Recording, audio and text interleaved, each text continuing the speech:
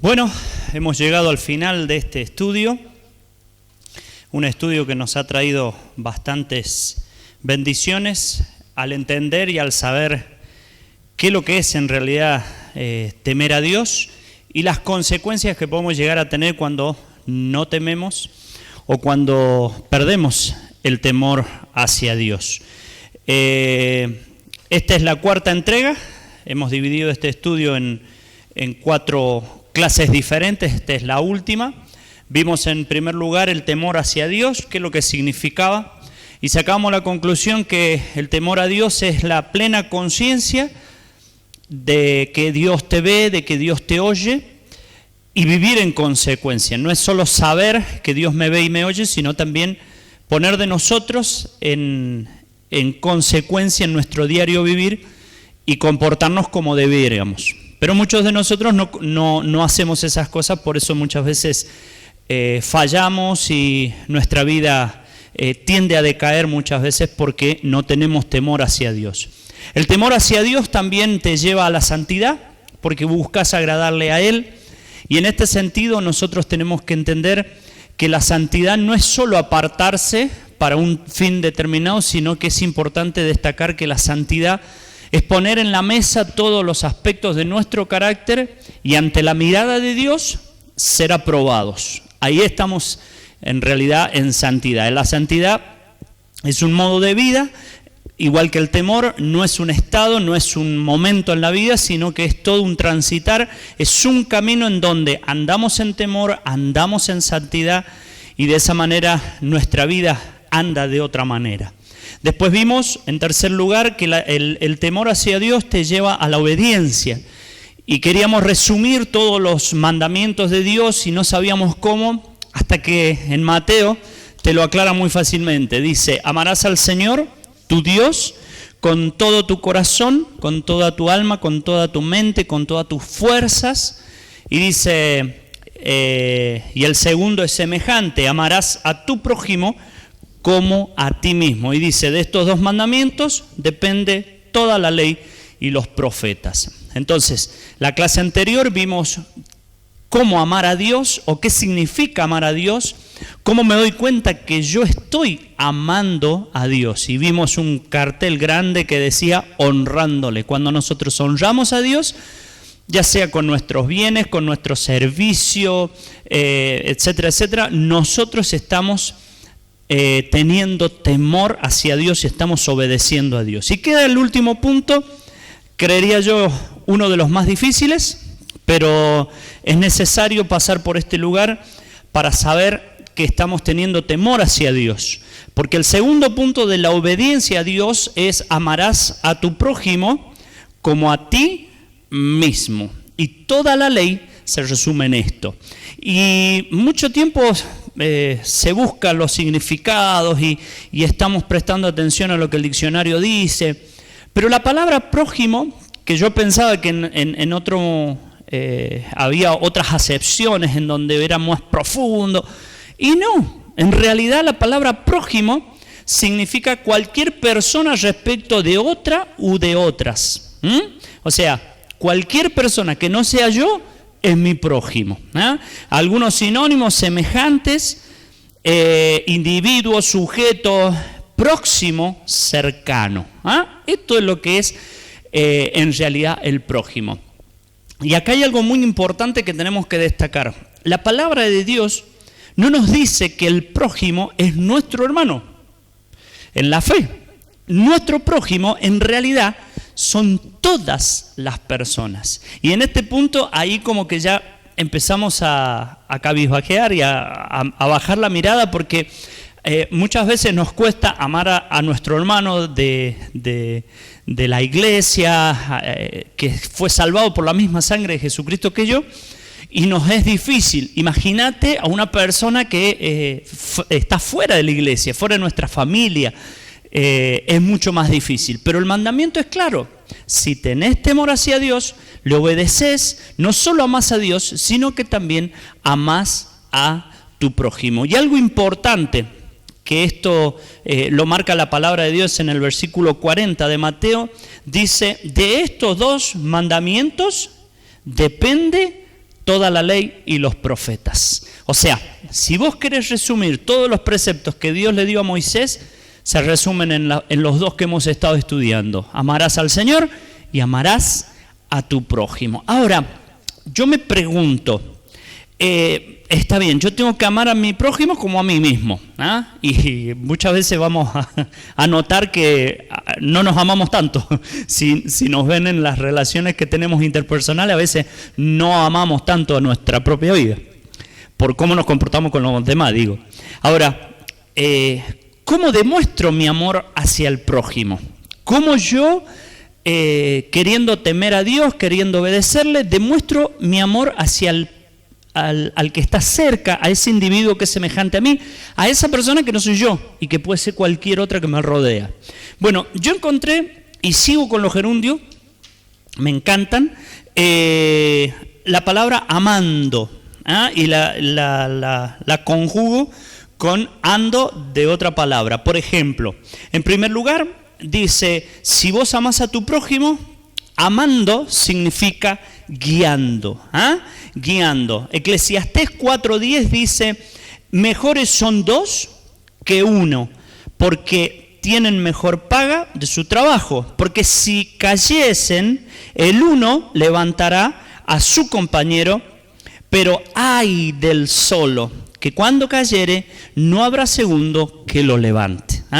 Qué bueno es en la vida siempre tener un amigo, tener alguien cercano que cuando estás haciendo algo mal te puede dar un consejo, te puede alentar, que cuando necesitas algo en lo secular, en lo diario, puede estar ahí dispuesto a darte una mano. Qué difícil, acá el sabio Salomón dice, ay del que está solo. Como cristiano, como ser humano, nosotros amar al prójimo significa estar dispuesto a darle una mano a todo aquel que nos rodea, guiando. Primera Tesalonicenses capítulo 5, versículo 11 dice, por tanto, aliéntense los unos a los otros y edificaos el uno al otro, tal como lo estáis haciendo. Nosotros no estamos rescatados de nuestra vana manera de vivir, como dice 1 Pedro, solamente para esperar el día en el que el Señor venga. Tenemos que hacerlo, pero mientras esperamos, nosotros somos los encargados de guiar a aquellos que nos rodean, aquellos que tienen dudas, aquellos que no saben cómo avanzar. Muchas veces nuestra experiencia les sirve a los demás. Amar al prójimo significa guiar, acompañar, enseñar. En segundo lugar, amando es también discipulando. Mateo 28:20 dice, enseñándoles que guarden todas estas cosas. Y aquí yo estoy con vosotros todos los días hasta el fin del mundo. ¿Cuántos de nosotros estamos haciendo algún discipulado con algún hermano, con alguna persona conocida? ¿Cuántos de nosotros estamos visitando a otra persona, a nuestro prójimo, que necesita salir de una situación? Cuando vos amás a tu prójimo, vos discipulás a los demás. Siempre se nos dijo, desde chico yo lo he escuchado, de que el Evangelio no es solo Jesucristo te salva y te vas al cielo, ya no te vas al infierno. En el Evangelio tenemos que hablar de bautismo, tenemos que hablar de santidad y tenemos que hablar de crecimiento. El crecimiento muchas veces los que están dando los primeros pasos les es muy difícil captarlo por sí mismo. Entonces necesitan de alguien, de un maestro, de un acompañante que los vaya guiando y los vaya discipulando para lograr el crecimiento que ellos están necesitando. Entonces, amando al prójimo significa guiando, significa discipulando, pero en tercer lugar significa cuidando. Y acuérdense que estos verbos tienen un principio, pero están en el tiempo y no tienen un final. Es constancia, es constante. Esto es a diario y es siempre. Primera de Juan, capítulo 3, versículo 17 dice, pero el que tiene bienes de este mundo y ve a su hermano tener necesidad y cierra contra él su corazón, ¿cómo mora el amor de Dios en él? Y Romanos capítulo 12, versículo 3, Romanos capítulo 14, versículo 21 dice, bueno es no comer carne, ni beber vino, ni nada en que tu hermano tropiece o se ofenda o se debilite. En este sentido, nosotros, si amamos al prójimo, tenemos que cuidarlo. Acá cae por el piso esa ideología de que yo lo hago y si te molesta, bueno, es problema tuyo, porque mi vida es mía y yo tengo que vivirla como a mí me plazca. Y ahí cae por el piso esa ideología. Porque tenemos que entender que cuando nosotros demostramos el amor al prójimo, ya no importamos tanto nosotros, sino que empieza a surgir la otra persona, el que nos rodea, nuestro prójimo, el que está contiguo, empieza a tomar un protagonismo un poco más grande. Entonces ya no es solo que vivo yo, sino que trato de beneficiarlo al otro, de no entorpecerlo al otro, de no ser piedra de tropiezo, de no hacerlo que se caiga o que se debilite. Pablo dice, si es necesario no comas eso, o si es necesario no bebas eso, por amor a tu hermano, por amor a aquel que te está mirando, que cuando te mira quizás en su mente se debilita y cae en el error. Por eso nosotros tenemos que estar en todo momento cuidando. Y lo que leímos en 1 de Juan es algo muy, pero muy real, por desgracia. Muchos vemos necesidad en los hermanos y no somos capaces de brindarles una ayuda. Tenemos nuestros bienes, tenemos nuestros sueldos, tenemos nuestras cosas, pero nos cuesta a la hora de ver una necesidad de cubrirla. ¿Y qué hacemos normalmente? Hacemos oídos sordos o como que nuestros ojos no ven y desviamos la mirada, dejando sin ayuda a aquel que nos necesita, que es nuestro prójimo. Ahora, en cuarto lugar, amando también significa estimando. Estimando. Dice Filipenses 2:3, nada hagáis por contienda o por vanagloria, antes bien con humildad, estimando cada uno a los demás, escuchemos, como superiores a sí mismo. Romanos 12:3 dice, digo pues, por la gracia que me es dada a cada cual que esté entre vosotros, que no tenga más alto concepto de sí que el que debe tener, sino que piense de sí con cordura, conforme a la medida de fe que Dios repartió a cada uno. ¿Cómo nos cuesta esto? Nosotros podemos decir que estimamos, valoramos a los demás, pero a la hora de ponernos al lado nuestro, muchas veces los vemos como inferiores, como de más, como que no están a nuestra altura.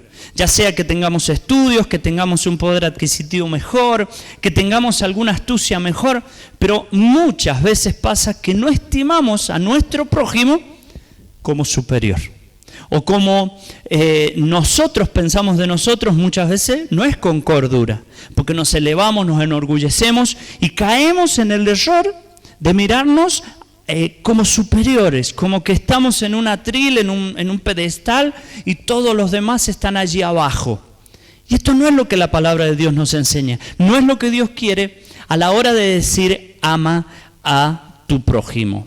Amando también significa estimando. Y ahora se empieza a complicar porque empezamos a ver una palabra que nos cuesta mucho más y vamos en creciendo. Amando también es soportando.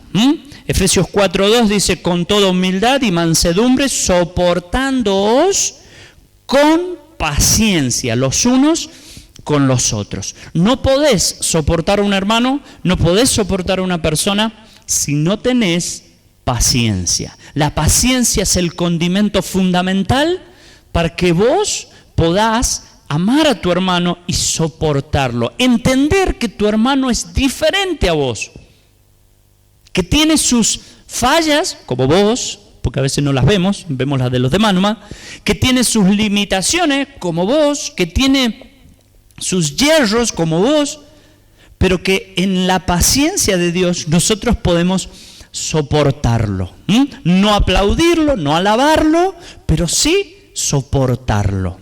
Mateo 7:3 dice, ¿y por qué miráis la paja que está en el ojo de tu hermano y no echas a ver qué cosa? ¿La paja también? No, la viga que está en tu propio ojo. Y esto es cuando nosotros no soportamos. Cuando nosotros no soportamos a las personas, a los hermanos, vemos sus defectos, pero como 3 o 4 veces superiores a lo que en realidad son.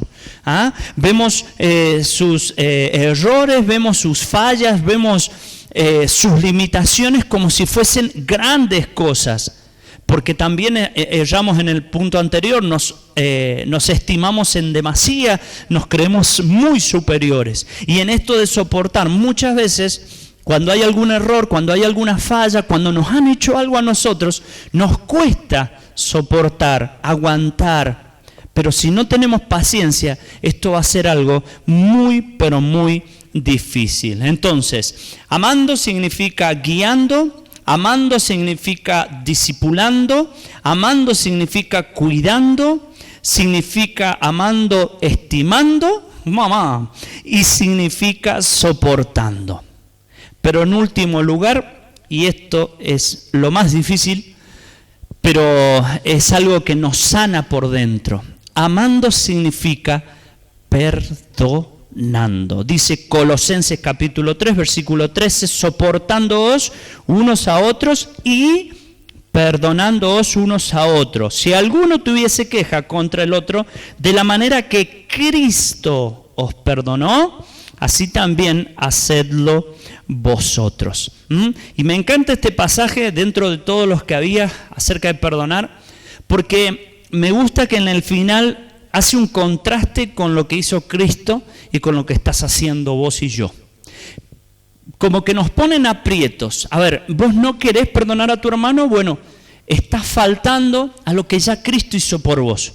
¿Quién sos vos para no perdonar a aquel si Cristo no te tendría que haber perdonado? Y en la oración modelo dice, perdona nuestras deudas como nosotros perdonamos a los que nos deben. Muchas veces no lo cumplimos, pero pedimos perdón por nuestros pecados. Pedimos perdón por lo que hemos hecho mal, pero si no perdonamos al hermano, Dios no nos perdona. Y esto nos cuesta entenderlo y nos cuesta llevarlo a la obra. Pero cuando vos y yo caemos realmente en la realidad de que no estamos siendo perdonados porque no hemos perdonado, nuestra mente tiene que cambiar, nuestro corazón tiene que cambiar. Y de esa manera nuestra vida va a ir en victoria. Porque vamos a tener la cobertura y vamos a tener la bendición de Dios. Pero si no perdonamos, no podemos. Y acordate, Cristo ya te perdonó. ¿Por qué vos no perdonas? Dice 1 Juan 4:20, si alguno dice, yo amo a Dios y aborrece a su hermano, es mentiroso.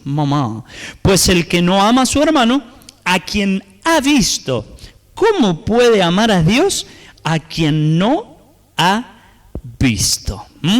Esto es clarito. Muchas veces los cristianos somos de doble ánimo, como dice Santiago, o somos de doble cara. Nosotros alabamos a Dios el fin de semana, aleluya, cantamos, nos golpeamos el pecho, lloramos en la presencia de Dios y manifestamos amar a Dios y poner nuestra vida en servicio, pero en nuestra lista de hermanos hay varios tachones, hay varios hermanos que están en la lista negra, hay varios hermanos que no saludamos, hay varios hermanos que si van por una vereda yo me voy por la otra y empezamos a esquivar. Entonces todo lo que hacemos en la iglesia, levantando las manos, alabando, es mentira.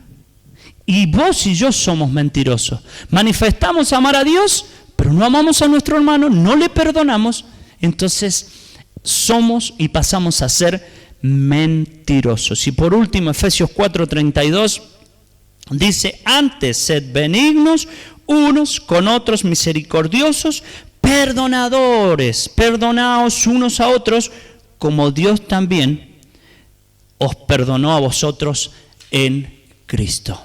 El perdón, cuando lo ejercemos, hace un poder milagroso de sanidad, hace un poder milagroso de alivio, porque cuando no perdonamos es una gran mochila que nosotros llevamos encima y la cargamos y la cargamos y la cargamos y nunca nuestras espaldas descansan. Es más, siempre están fatigadas, porque la falta de perdón produce en vos y yo una carga que hace que nuestro propio cuerpo se enferme. Nuestro corazón, nuestra mente, la presión, tantas cosas suceden alrededor nuestro cuando no perdonamos, que después al final de los tiempos nuestra vida se acorta.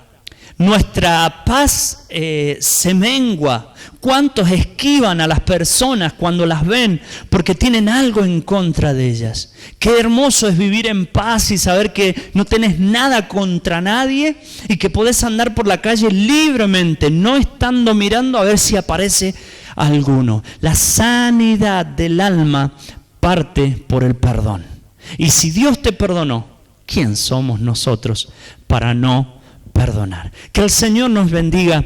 Hemos llegado al final de este curso, de este estudio, que era el temor de Dios. Ojalá te sirva y ojalá puedas, junto conmigo, empezar una nueva etapa en la vida, donde si no hemos estado teniendo temor hacia Dios, empecemos de cero y comencemos a vivir una vida en temor hacia Dios. Que el Señor los bendiga.